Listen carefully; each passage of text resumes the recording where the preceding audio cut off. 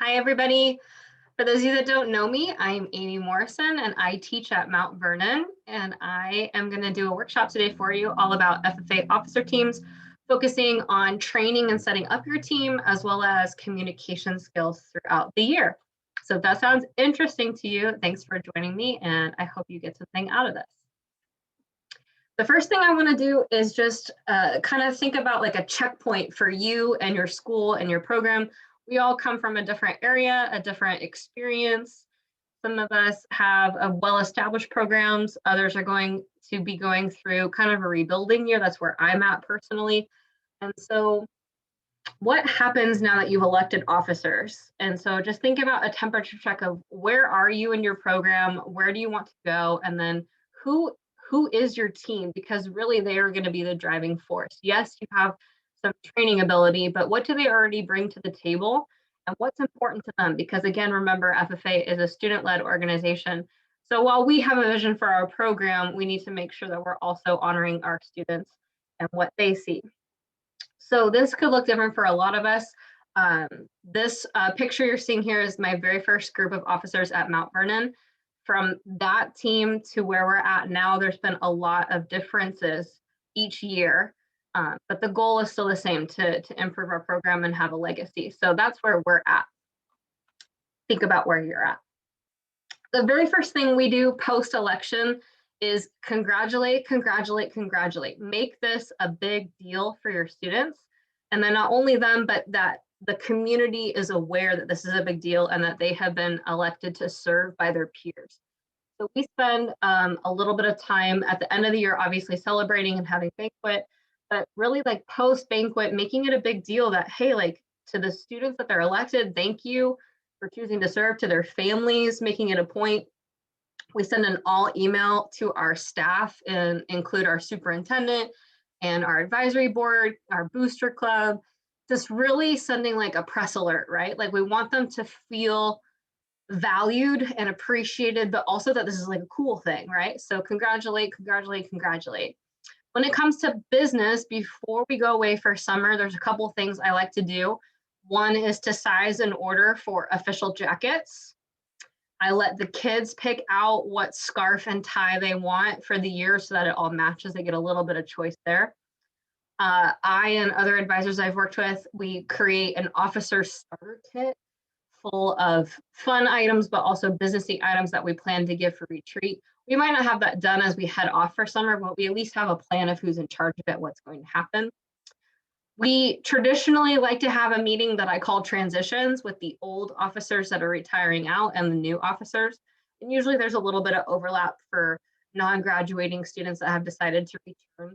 But it's good to have a meeting with both groups, not just the new group, so that the old still feels appreciated, but then you can also use them. I mean, sometimes we all know students like to hear things from different voices. And so as advisors, sometimes what we say holds a lot of weight, but sometimes they're older peers. I mean, they're probably what got them to sign up to be an officer in the first place too. It's not just us. So having that meeting is really important.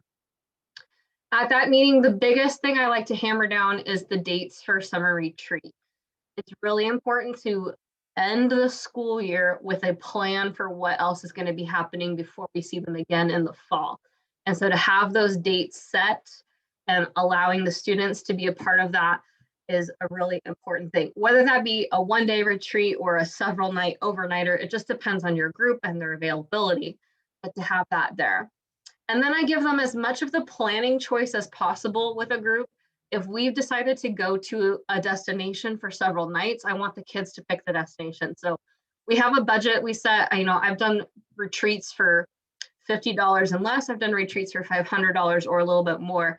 It really just depends on your group, your school, and what you're allowed to do, and then what the kids are really interested in.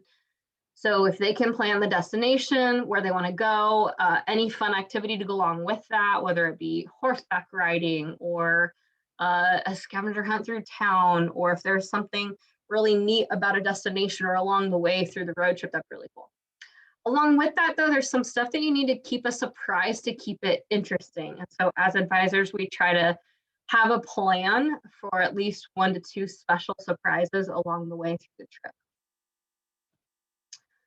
Then officer retreat is really the big event in the summertime for me, other than fair season.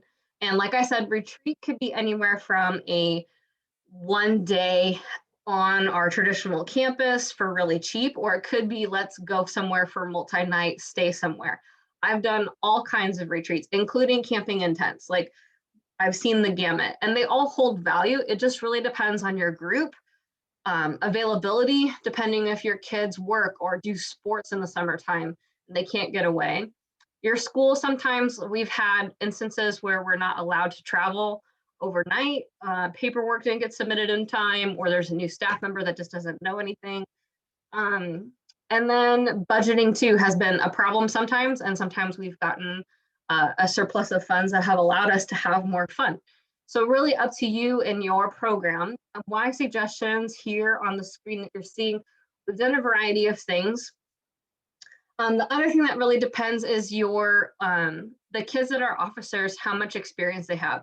If you have a team full of newbies that need a lot more training as far as what their position is and how to work as a team and building that camaraderie, versus let's say you have all of returners but one, those look a little bit different as far as what you're spending your time on. Besides the basics of leadership and being a part of the team, I like to have some fun, and I also like to connect it back to FFA and agriculture. That's our whole purpose for our club. That's why you're a leader here. So we've played games. One that I really like recently, we've done it a lot at school even, is called Goose Chase. It's an app on your phone that you can create a scavenger hunt, but that things are worth certain points, and they can do the scavenger hunt on their phone. Like if you're going to make them take photos with this or that, it's really interesting, and you can set it up on the computer. It's really easy and it's free. So I like Goose Chase. A couple fun things we've done is taking some quiet time to write thank you letters to farmers and ranchers and other agriculturalists in our area. And we got a lot of really good feedback. This last year, we did it during the pandemic since we couldn't really go out and see farms and do a visit. So that was interesting. We've done appreciation thank you letters to our teachers and our staff, so that as they're coming back for a new school year, they already have a couple appreciation letters in their inboxes. When we're able to travel, I've also taken the kids on some like ag field trips. If wherever we're at, if we can go visit a farm or two or a business and see what they're about, kind of like an industry tour. The more focus, especially if we're somewhere that is not near home, right? Like we try to get out of here. So if we're traveling on the east side or east siders are on our side, we try to get, the local feel of the land, show them something that they haven't seen before. So that's interesting. And then I really try to focus on leadership and then the legacy. That's the whole point of retreat, is to get away, bond as a team. But then what are we here for? We're here because we're FFA officers. So we're trying to plan out the year and how we're going to mesh together and how we're going to do this thing. But then what are we doing? Like, what is the end goal for our chapter in this year? What legacy do I want to leave behind as I leave Mount Vernon or wherever I'm at? So for us, our legacy, we focus on our history, like where we came from. So we talk a lot about Julie Smiley and our culture as Mount Vernon, and our valley has a lot of agriculture involved. We go to other places that are related to our industries. We've got the WSU Bread Lab. We've got an extension center here in town. We do as much of that as we can. But then we also like to have some fun. So we've gone to Winthrop several times and kind of toured around there. We've gone camping, Lake Wenatchee, a couple different state parks, things like that. Just trying to really build that camaraderie. When we can't go away and we do it here at home, doing it at school is one thing, but if we can get out of that building somewhere fun, the better. So I've had I've had retreats at our family farm, where we've taken one of our empty barns and brought in picnic tables and kind of claimed that as the classroom for the day. We've used a city park, like retreat center, or like where you could do like a venue rental. We got a deal with them from the school district for like $100. We've also parked it at a local farm on the west side that lets us use their barn. So whatever works for you. I just tried to make it something that's not normal and kind of push them out of their comfort zone. Plus, it's also a destination, whether it be a 10-minute drive or altogether in the van for several hours. So this is what a typical day looks like for us for retreat. We've done some retreats where they are like 2-hour sessions in the afternoon over the course of a week or two, because we could only meet in these little pockets of time. And we've gone away for 3 nights before where it's a little bit more intense. So this is a typical, but know that obviously can change. But I try to incorporate opening and closing ceremonies as much as possible. Number one, it gives them practice to get used to their part. The more they hear it, the more they relate to it. And they're also kind of picking out their jobs and hearing them in the ceremonies. But I also feel like, just like a business meeting when you have for your chapter, it's a start and an end. It makes the meeting and the meat of the agenda feel like something. So it's a definite like brain break when you have closing ceremonies and then move on to a fun activity for the rest of the night, versus if you're just like, okay guys, we're done for the day. Like, it gives them an official end. So we do opening and closing. And then within the meat of the day, a couple different focuses. We obviously want to do a program of activities. That's usually everybody's number one thing for officer retreat. Plan out the year, at least a basic understanding of the calendar. But we also want to do some officer like etiquette and purpose stuff. So what is your job? What is the job of the whole team? How are we going to work together?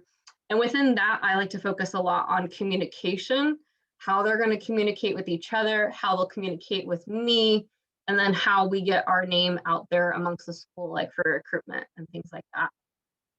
Besides the meat, you have to remember to have some fun as well. And depending on what your school allows and your budget, obviously that fun can look a lot different. But even if it was, icebreaker games and a barbecue, a couple times we've done like a potluck, where it was a potluck / like show and tell. Like, each student had to bring a certain item related to them or their family or their heritage, had to tell a story when we were cooking it at dinner. Just things that make them share with each other, but also realize that they can relate to each other more. So there's that. So what if you can't do a summer retreat, the traditional item that we keep talking about? Obviously, we have to pivot. We all had to pivot due to COVID last year, but sometimes I've had a lot of athletes that are doing summer practice and summer camps, and they're just not available. I've had a lot of them get summer jobs that it's a very small window of time, so they can't really take it off. What if it overlaps with a big family vacation? Like, there's all kinds of reasons. And if you're missing more than 2 of the 6 officer positions, it's really, I don't like to do anything without all 6 anyways, because that's the whole point of retreat, is to blend a team. And if you're missing somebody, you can't do that. But if you're really missing more than 2, it's really hard to make it a balanced effort for the work, but also make the others that are missing out feel included. So what I've included here in the PowerPoint are links. We did for this last year with COVID, a virtual retreat, and split it up over 3 days and just did little afternoon sessions. So if you want to take a look at what we did for those, I've included our little like PowerPoint links that me and Hopkins did together. So we kind of each took on a slide as like a prompt, and then we would have discussion and have people get through there. So that's there if you want to look at it. Okay. Part of their gift kit, and then the main thing we're using at retreat to kind of kick off the year, is the officer notebooks. I've made these almost every year that I've been an ag teacher, and I've done them a lot of different ways. In this picture, you're seeing binders. I found binders to be a little bit cumbersome, and when you start to use them in the school year, kids don't like lugging them around, they forget them a lot. So I've gone to more of a notebook that is like a comb bound, or kind of like a planner, if you will. So skinnier, flexible, things like that. Perfectly planned by ATD. I have her linked here on Teachers Pay Teachers, plus you can find her on just basic social media. She does, in my opinion, the best pre-made officer notebook, also teacher planner, and also advisor like pages. I have mine. There's also a link on here to a different trainer. I found this when I did my Germinate workshop. If you've never done Germinate, I'll have a link for Germinate in the slides in a little bit. It's an all virtual ag teacher conference that happens both summer and winter sessions, but there's this guy here. So lots of different resources if you want to take a look, obviously, and you can also make your own. But The notebook is going to, number one, have a calendar and a POA like draft so they can go through and do the work there. But it's also going to include stuff about their position, have opening and closing ceremonies. For the treasurer, it might have some budgeting items. Her secretary probably has an example of past agendas and minutes. Whatever you can do to give them examples. And then what I like to do is if there's anything at the end of somebody's term that they want to pass on to the next person, they can rip it out or they could give it to them as a copy. But each officer is going to get a brand new binder, even if they're an officer several years. Like each year is new. It's like a planner. So there's that. And you can tailor it to fit your needs. Even if you're buying it here, you can cut stuff out or add stuff before you go to print. I made them myself. Lori Sanderson hooked me up with a comb binder that she really liked. I've done it that way. I've paid ATD to just print them, bind them, and mail them to me. I didn't have time for a year, so it was fine. I've also sent them to like Office Depot print shop before. So whatever floats your boat as far as getting it done. But number one, it makes it official to the kid that, hey, yes, I'm an officer and this is business. Like I have a job to do. But then it gives them paper and pen all in one place versus like telling each kid to bring a notebook. Oh, and then their calendar and then their school planner. Like it's all in one spot. And then they can keep it and bring it to everything throughout the rest of the school year. Okay. From retreat on, as advisor, advisors, whatever your program looks like, I think it's really important to make sure that you have some special traditions that are just for you and your program. You create, maybe you came into and there was already tradition established, but it's important to have these. And I want you to think like, is there something that like just the officers could have too? Because we all have chapter traditions, but if there's something that is special and unique for the officers, it almost becomes a self-incentivizing sales pitch for why you want to be an officer. There needs to be something special and unique and fun rather than just being a leader and something to put on the resume. I feel like you'll get a more well-rounded candidate and the team will get along better if there's some special, unique moments throughout the year that is just for them and that they feel celebrated and appreciated. So I just want you to think about ways to make an officer team have some special, unique memories that are just for the 6 of them or whoever's on your team. So these are just a few pictures of my teams that I've had in the past. And I'm not going to share all my traditions, but I feel like there's just some special, fun, quirky stuff. Like even this little bag right here. Okay, so this is Muddy Buddies, which is a Chex Mix rendition with chocolate and peanut butter and whatnot. It's just something cheap and easy to make, but it's something that was unique for my team. And all I did was make it during Christmas time and put it in bags. And then I wrote their names and drew like a little picture about something that was unique to them. Like that's all it was. That was my holiday gift that year for the like December officer meeting. So something simple, but the kids remembered it and wanted it every year from there on out. So it just became a tradition. Simple. It doesn't have to be expensive. Other ones, we always celebrate birthdays. So part of like officer retreat, when we're doing the calendar, we get everybody's birthday, advisors included. If they forget, I don't. I always put them in my phone, send them a message, surprise them with a cupcake, whatever it might be. And then if it comes in time with a chapter meeting, we try to make a big deal about it. Thanksgiving time, we've done this several years in a row now where we've had like the family meal. Not every family or not every kid has experienced like truly a Thanksgiving meal and the like traditions of sitting around the table with everybody. And so we try to make it realistic as possible, and that becomes something fun.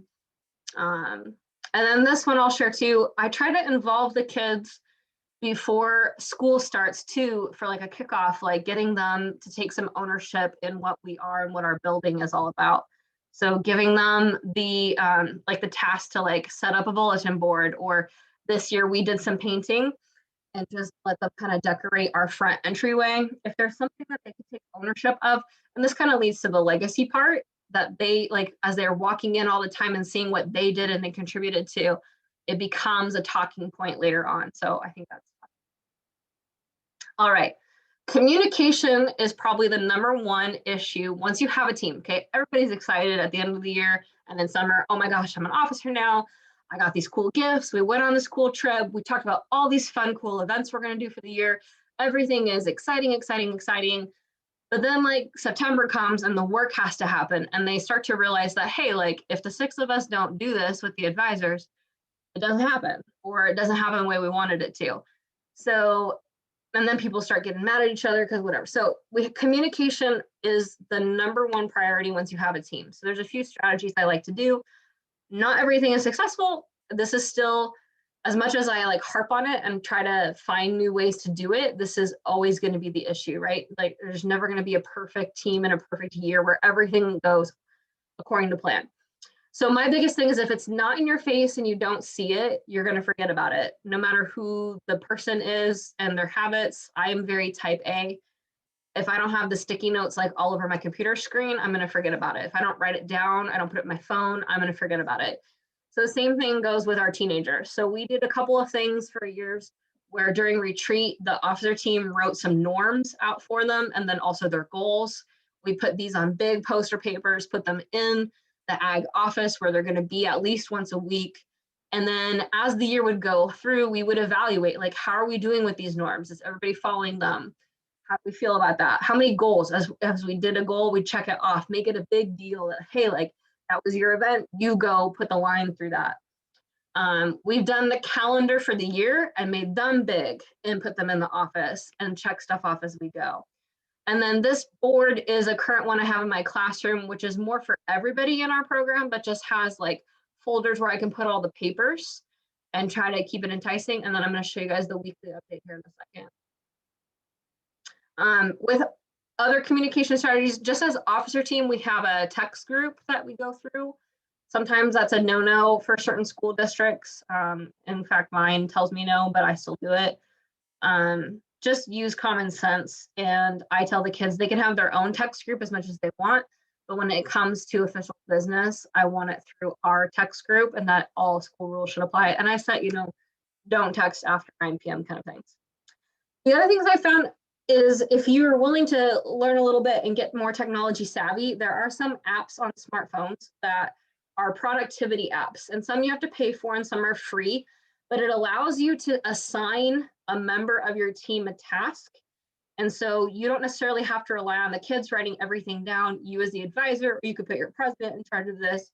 Let's say you're planning FFA week, for instance, and your whole team has specific tasks. They all got to go pick up a certain item. They all have a day that they're in charge of where there's an event during school or after, whatever it might be.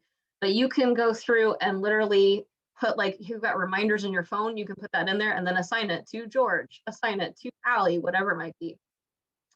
Even those of you with iPhones, this year they updated reminders. I've been using reminders forever. In fact, one of mine today says film the video for WAA. You now can create multiple lists, not just reminders. Like I can have 20 if I want to. So I have one that's FFA. You can change the color, etc. And you can do the same thing in reminders. So as long as you all have iPhones, you can use reminders. And then the bulletin board with the folders here I talked about. The biggest thing is just to establish the routine. Your officers, it should be an expectation that they're checking in with you once a week. I do once a week officer meetings, even if we don't have a big event.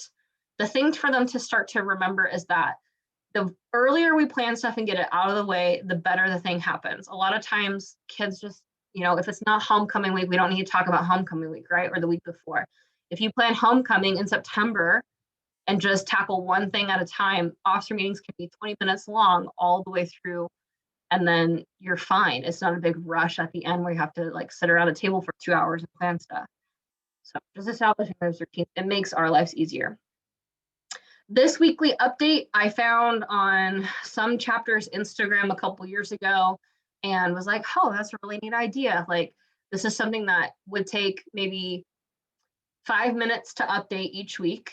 And you can print it, you can blast it on email, you can post it on social. It's one graphic and kids get used to it because it's a routine and it's easily visible. So we started doing it and adopting it, and this now is the center of that bulletin board. And so both of us have it, and then our president puts it up on Instagram. It's pretty easy. Once you have it made, it flows really well. So the good thing is due dates. That's the biggest thing for kids. Okay, yes, I want to do it, but when is it due? what's coming up, what's actually happening this week. And I try to put different colors if there's a lot of stuff happening. And then just a reminder about different ways to communicate with us, because we're on an every other day schedule. So if it's a weird week and a kid only has one class with us, how else can they get connected? It's really easy. All right. So speaking of officer meetings, I try to do them once a week. And as much as possible, I try to make it that family table situation. I feel like if we're all facing each other and it's kind of more casual, the better they'll feel about sharing their opinion, right? It makes it more of a safe zone and an even playing field. So I do roundtable style. I try to integrate parley. So just like at officer retreat, we do opening and closing ceremonies and have that officialness to it. When it comes to an officer meeting, if we're making a decision, we try to integrate parley. So even with retreat, this is a picture from one of my summer retreats that we just did in the classroom because we had to. We were going to head to lunch next. And so we did parley on how to decide where we're going to go for lunch, have a debate, which, you know, do you want Panera? Do you want Panda Express? Whatever it might be. They had to make a motion. They had to do all the rules. It gets them more familiar with it so that they're not so awkward. We don't compete in parley. So when it comes to running a meeting, our president, secretary, it's a little bit different for them if they've never done it before. So this helps with that.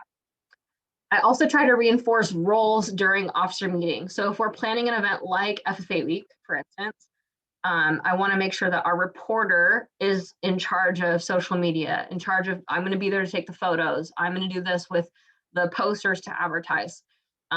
If we just had a guest speaker or like the state officer visit, I would have my secretary be making the thank you card that then everybody would sign, but they're in charge of the thank you card and addressing it, things like that. So just reinforcing those traditional roles. I'm a big believer in to-do lists. Again, like I said with the rules thing, I like to see it and then I like to cross it off. It's super satisfying, right? To be like, I'm done with that. So I really get the kids in the routine of that and making those to-do lists. And then I always have to bring it back to making it fun, right? Like, yes, we have a job to do. It's not going to get done if we don't do it, but it has to be fun. If being an officer and a leader doesn't come with some perks and isn't a fun experience, in the course of a year, especially as we've been having the last 2 years of COVID, it's hard for me to imagine, like, why would they want to do it again, right? What are they getting out of it? So they need the leadership experience, they need the growth, but they also need to have some fun. So every now and again, I'll surprise them with like donuts this time, or, okay, so we're going to do an hour meeting, we're going to do 20 minutes here, but then we're going to go meet up at Starbucks, or we're going to go take our family photo, like not family, our officer photos, but we're gonna do at least funny props, drama, like whatever it might be, but just make it fun. And remember to give the power to the kids. Like, yes, it's our program, but it's student led, so they need to be making decisions and having ideas and being encouraged to do that. They don't need to look to you for like, what should we be doing right now? Like, this is on the agenda. What do you guys want to do? Okay, almost done. With that, making it fun, I like to celebrate them. They are choosing to step up to the plate and be leaders of our organization. And so they're going above and beyond what a member is asked to do. So that deserves some celebration. So at the start of the year, we do the officer starter kits. We try to really like, yay, you did it. Congratulations. This is awesome. I'm so excited, right? We got to keep that steam and that momentum going. So mid-year, before we go on holiday break, we try to have a fun officer only get together. Maybe it's a meal, maybe it's a fun activity, like we've gone to the paint the ceramic thing downtown before. We've gone caroling with Coco and all that jazz, whatever it might be. But I try to also give a gift at holiday celebration. That's also when we try to do kind of like a where are we at halfway through the year evaluation kind of a thing. And then right before banquet, especially if you have ones that are graduating, retiring, they are not coming back, that deserves some celebration as well. So we try to talk about legacy and where we're at and how did we do. For those that might be coming back, how can we do better next year? What needs to still be worked on? What do you want to change? But then also some gifts there to celebrate. So Lori has a sticker shop, which is awesome. I've definitely spent some money there. There's lots of stuff on Etsy that I found before, just trying to keep it fresh and unique and different each time. You don't have to spend a lot of money. More than likely, there are ways to earn money for your program to do these kinds of things. And if not, I'm sure you've got a booster club advisory committee member, somebody out there in your town that says yes to celebrating kids. So that's what this is for. All right.